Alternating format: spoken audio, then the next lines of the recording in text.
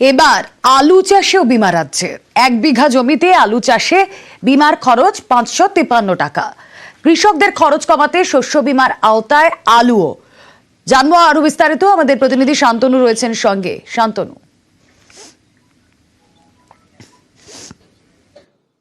দেখো, এই প্রতি বছরই কিন্তু জলপাইগুড়ি জেলা আলু উৎপাদনের জমির পরিমাণ বেড়েই চলেছে। গত বছর 34,000 হেক্টর জমিতে আলু চাষ হয়েছিল, এই বছর তা বেড়ে 35,000 হেক্টর জমিতে হবে, এমনটাই আশা করছে কৃষি দপ্তর। সব মিলিয়ে প্রায় 80,000 কৃষক কিন্তু আলু চাষের সঙ্গে জড়িত।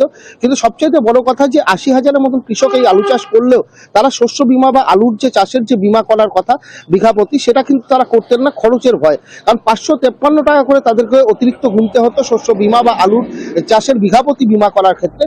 সেই কারণেই কিন্তু একটা ঝুঁকি নিয়ে বলা যেতে পারে চাষাবাদ তারা করতেন।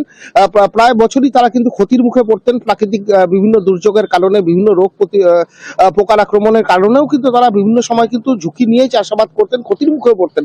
সেই ক্ষতির হাত থেকে রেহাই দেওয়ার জন্যই কিন্তু রাজ্য সরকার থেকে, কৃষি দপ্তর থেকে বারবার প্রচার করা হচ্ছিল যে তারা শস্য বিমার আওতায় আসুন, কিন্তু তারা আর্থিক অঙ্কের কারণেই আসছিলেন না। এবার রাজ্য সরকার সরাসরি তাদের বিঘা প্রতি কিন্তু এবার যে বিমার খরচ সেটা সরাসরি বহন করার কথা সিদ্ধান্ত নিয়েছে রাজ্য সরকার।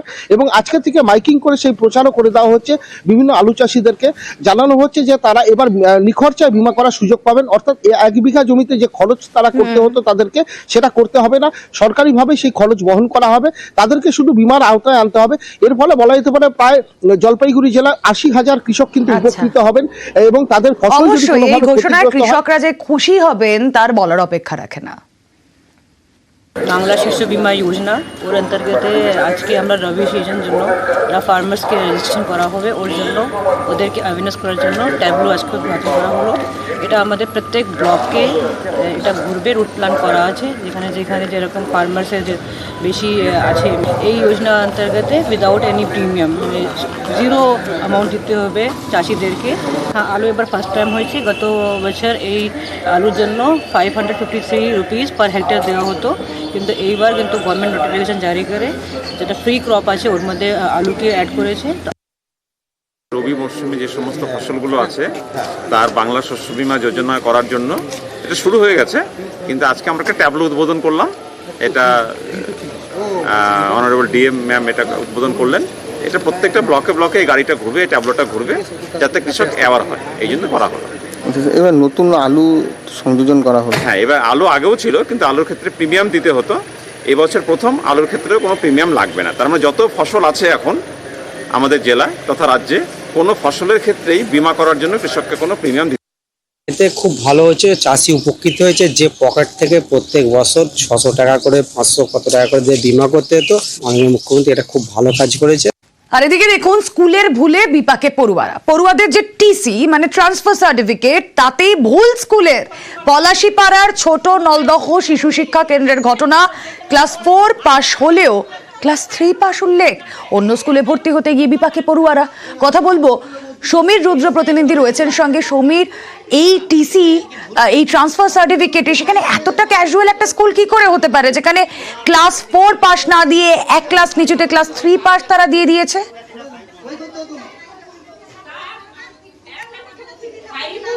দেখো রুমলে, স্কুলের যে প্রধান শিক্ষিকা তিনি কিন্তু তার ভুল স্বীকার করে নিয়েছেন এবং কারণ হিসেবে তিনি জানাচ্ছেন যে তিনি কম্পিউটারে খুব বেশি পারদর্শী নন।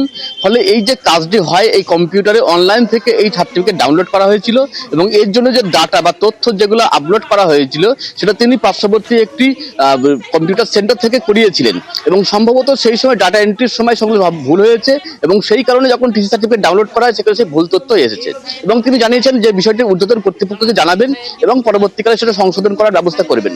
কিন্তু সমস্যা হচ্ছে, এই যে ঘটনা ঘটে গিয়েছে ইতিমধ্যে কিন্তু ওই স্কুলের 5 জন শিশু কিন্তু বিভাগে পড়েছে। কারণ এই সার্টিফিকেট নিয়ে যখন সে অন্য স্কুলে ভর্তি হতে যাচ্ছে সেখানে ভর্তি দেওয়া হচ্ছে না, কারণ সার্টিফিকেট লেখা হচ্ছে সে 3য় শ্রেণীতে উত্তীর্ণ, কিন্তু কার্যক্ষেত্রে দেখা যায় কিন্তু 4র্থ শ্রেণীতে পাস করে 5ম শ্রেণীতে ভর্তি হতে ইচ্ছুক। কিন্তু যেহেতু স্কুল কর্তৃপক্ষ সার্টিফিকেটে ভুল লিখে করে দিয়েছে এবং সেই ভুল লেখা আছে, সেই কারণে কিন্তু অন্যান্য স্কুলে ভর্তি নেওয়া হচ্ছে না এবং এরই পরিপ্রেক্ষিতে আজকে কিন্তু অভিভাবকরা স্কুলে গিয়ে শিক্ষিকাকে ঘিরে বিক্ষোভ দেখাতে থাকেন এবং এর পরিপ্রেক্ষিতে কিন্তু ওই শিক্ষিকা বিষয়টি খতিয়ে দেখে ব্যবস্থা গ্রহণের আশ্বাস দিয়েছেন এবং তিনি জানিয়েছেন ঊর্ধ্বতন কর্তৃপক্ষকে বিষয়টি জানাবেন এবং জানানোর পর সেই সার্টিফিকেট যাতে সংশোধন করে দেওয়া হয় এবং অন্য স্কুলে যাতে ভর্তি নেওয়া হয় সেবার তিনি উদ্যোগী হবেন। রামপুরহাটে প্রচুর বিস্ফোরক উদ্ধার। রামপুরহাটের হস্তিকাদা গ্রামের ছবি এমনই। উদ্ধার হয়েছে বিস্ফোরক, পরিত্যক্ত বাড়ি, সেখান থেকে উদ্ধার ডিটোনেটর ও জিলেটিন স্টিক। কথা বলবো আমাদের প্রতিনিধি অক্ষয় ধীবর রয়েছেন সঙ্গে। অক্ষয়, এই হস্তিকাদা গ্রামে এই যে এত বিস্ফোরক উদ্ধার হলো, বিস্ফোরকগুলো রাখা হয়েছিল কি উদ্দেশ্যে?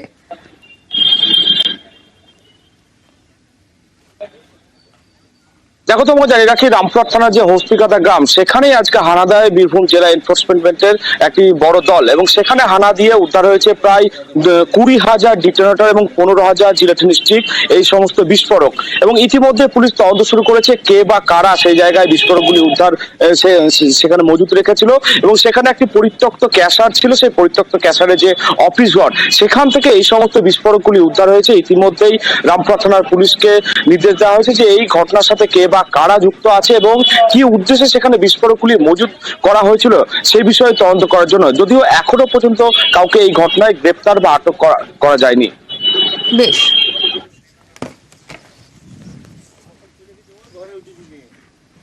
দিনহাটার সুস্বাস্থ্য কেন্দ্রের সামনে ছবি দেখাবো। বোমাবাজি আর বোমাবাজির জেরে দিনহাটার বাসন্তীর হাট সুস্বাস্থ্য কেন্দ্রে চাঞ্চল্য। আতঙ্কে সুস্বাস্থ্য কেন্দ্রে আসা রোগীরা। বোমাবাজির জেরে ক্ষতিগ্রস্ত হয় এই সুস্বাস্থ্য কেন্দ্রের সামনের চত্বর।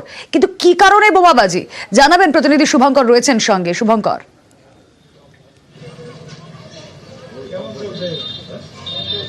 দেখো, গতকাল রাতে দিনহাটা 2 ব্লকের বুড়িরহাট 2 গ্রাম পঞ্চায়েতের বাসন্তীরহাট সুস্বাস্থ্য কেন্দ্র, এই সুস্বাস্থ্য কেন্দ্রে গতকাল রাতে বোমাবাজি হয় বলে অভিযোগ। স্থানীয়দের যেটা অভিযোগ যে রাত 1টা নাগাদ ওই বোমাবাজির ঘটনা ঘটে এবং চাঞ্চল্য ছড়িয়ে পড়ে গোটা এলাকায়।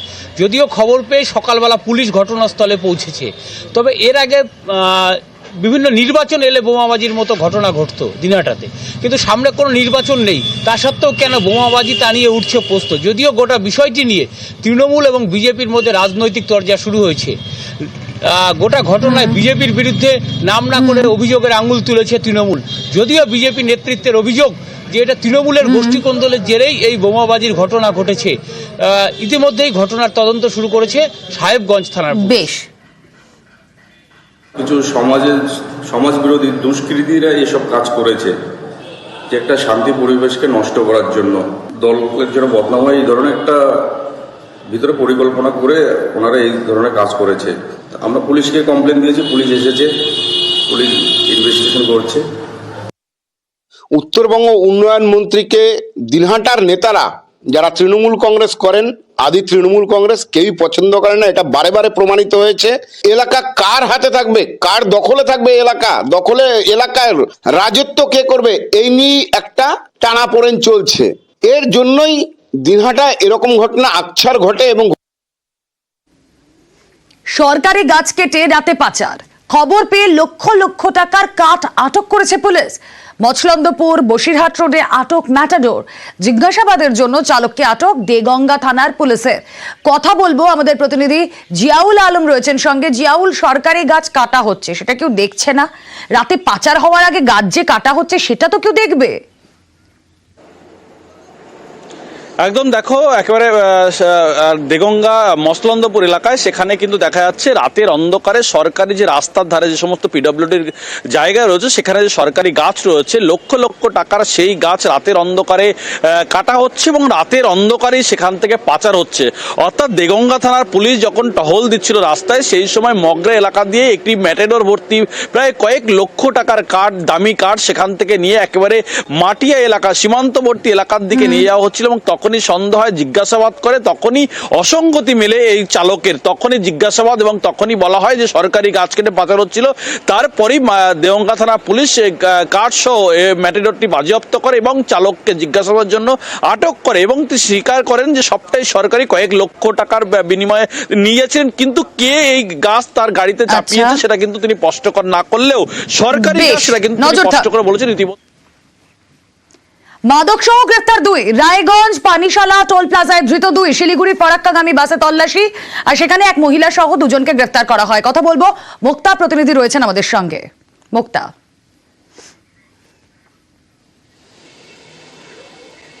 দেখো, শিলিগুড়ি থেকে মুর্শিদাবাদ যাওয়ার পথে যে সরকারি বাস রয়েছে, সে রায়গঞ্জের পানিশালায় পুলিশ গোপন সূত্রে খবর পেয়ে তল্লাশি করে কিন্তু 720 গ্রাম ব্রাউন সুগার পেয়েছে এবং এক মহিলা এবং এক পুরুষকে গ্রেপ্তার করেছে। কারণ এটা বলা যেতে পারে রায়গঞ্জ থানার বড় সাফল্য বলা যেতে পারে। পাশাপাশি যে গোপন সূত্রে খবর পেয়েছিল এবং তার আগেই পুলিশের গাড়ি ওখানে নজরদারি করছিল, যে সরকারি গাড়িতে ছিল এবং নাম্বারও পেয়ে গেছিল কোন গাড়িতে ব্রাউন সুগার পাচার হচ্ছে, সেটাও কিন্তু পুলিশের কাছে খবর ছিল। সেটাকেই সামনে রেখে কিন্তু হানা দিয়েছে এবং উদ্ধার করে 720 গ্রাম থানার 720 গ্রাম ব্রাউন সুগার। এটাকে কেন্দ্র করে রায়গঞ্জ থানার বড় সাফল্য। এবং যে এলাকাতে ঘটনা ঘটেছে এবং যে বাস ড্রাইভার ছিল তিনি কিন্তু জানতেন না, এবং যারা বিভিন্ন রকম প্যাসেঞ্জার ওঠে তাদের মধ্যে কি রয়েছে সেটা কিন্তু তাদের পক্ষে বলা সম্ভব নয়, সেটা কিন্তু পুলিশকে জানিয়েছে। এবং এই সাফল্যকে কেন্দ্র করে পুলিশের একটা বড় সাফল্য বেশ। মেলা রঙিন মাছের ব্যবসা কোথায় হচ্ছে? পুরসভার জলে। চৌবাচ্চায় পুরসভার জলে রঙিন মাছের ব্যবসা। কথা বলবো আমাদের প্রতিনিধি সোমনাথ এই মুহূর্তে রয়েছেন সঙ্গে। সোমনাথ, বিনামূল্যে পুরসভার জলের এরকম বাণিজ্যিক ব্যবহার করা যায় নাকি?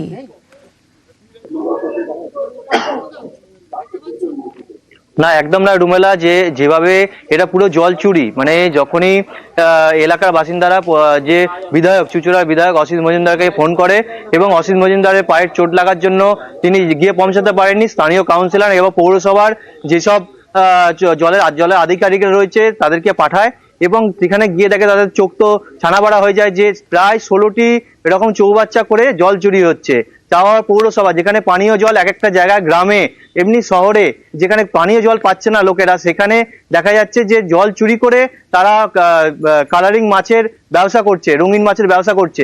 এটাতেই এবং তাকে জিজ্ঞাসা করে যখন যে রঙিন মাছের ব্যবসা করছো তোমার কিভাবে জল পেলে, সে রীতিমতো বলছে যে আমি যেমন সবাই পৌরসভা থেকে জল নিয়ে করে সেই রকম আমরা পৌরসভা জল নিয়ে আমরা করছি। কিন্তু সঙ্গে সঙ্গে তাকে নির্দেশ দেয় যে ইমিডিয়েট তোমাকে জল বন্ধ করতে হবে এবং এই যে পৌরসভার জল এটা পুরো নেওয়া বেআইনি। এবং দীর্ঘদিন এরকম পৌরসভা জনসংযোগে বিধায়ক গেছিলেন, পৌরসভা এলাকা এবং পঞ্চায়েত এলাকা বিধায়ক গিয়ে জনসংযোগে বারবার একাধিক জায়গায় বারবার সম্প্রচার করা হচ্ছে, তারপরও দেখা যাচ্ছে যে এই জল চুরি হচ্ছে। বেশ, কোনো পারমিশন ছাড়া তোমরা সাবমার্সিবল বসাচ্ছিল, ঠিক আছে? কি দেশে কি আইন কানুন কিছু নেই? তুমি এভাবে জল নিচ্ছ, পাড়ার লোক অভিযোগ জানাচ্ছে, বিধায়ক সাহেব অব্দি অভিযোগ চলে গেছে। তিনি বারবার আমাকে বলছেন সকাল থেকে, ডিপার্টমেন্টকে জানিয়েছেন, ডিপার্টমেন্ট ছুটে এলো। কাগজপত্র জানতে চাইলে আমি বললাম আমি ট্রেড লাইসেন্স নিয়ে কাজটা করছি। স্যাররা বলছে যে জলের যে অনুমতি নিতে হয় আলাদা করে, সেটা আমি জানতাম না। স্যাররা বলেছেন যেভাবে আমি কাগজপত্র নিয়ে অফিসে যেতে আমি যাব এবং যা যা বলবেন তারা সেইভাবে সেই সব কাগজপত্র বানিয়ে। এখানে প্রায় 16-17টি চৌবাচ্চা করে রঙিন মাছের চাষ হচ্ছে পৌরসভার জল দিয়ে, যেটা সম্পূর্ণ বেআইনি। দুটো হোল্ডিং এর 3খানা জলের লাইন। আমরা যখন ট্রেড লাইসেন্স ডিমান্ড করি উনি দেখাতে পারেননি। ওনার এতে একটা ফ্রি লাইন দেখতে পেলাম আমরা, কিভাবে নিয়েছেন সেটা দেখছি। লাইনটা আজকেই কেটে দেওয়া হবে।